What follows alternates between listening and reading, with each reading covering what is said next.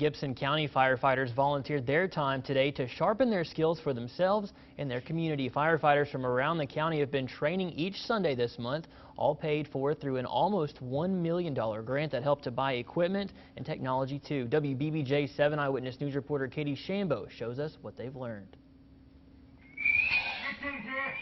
We train a lot to save civilians, but we don't train a lot to save our own firefighters. Each time they get a call, firefighters risk their own lives running into a fire to save those in danger. State Fire Instructor Johnny Pop says it's one thing to rescue a civilian, but so much harder to rescue one of their own. It doesn't happen often, but when it does, that time will be needed greatly to save that firefighter's life. Sunday, crews used techniques learned in the classroom, practicing a Mayday rescue, firefighter down. To simulate dangerous real-life conditions, a firefighter was hidden under this mat to mimic a roof falling in, where crews were then sent in to rescue him. Best scenario that we can get created without putting the firefighter's life actually in jeopardy. It's just physically and mentally exhausting.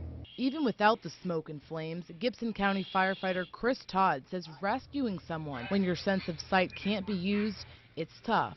Crews had masks on to black out their sight, leaving them to rely on communication and touch. Anytime that you're blacked out, your internal compass is not working. Instructor Poff says this type of training is so important because it's a situation you can never be too prepared to tackle, both physically and mentally. We don't know if they're going to happen this afternoon, but most likely it's going to happen someday. Firefighters say this rapid intervention training has taught them a lot and exercised their mind and body. In Gibson County, Katie Shambo, WBBJ 7 Eyewitness News.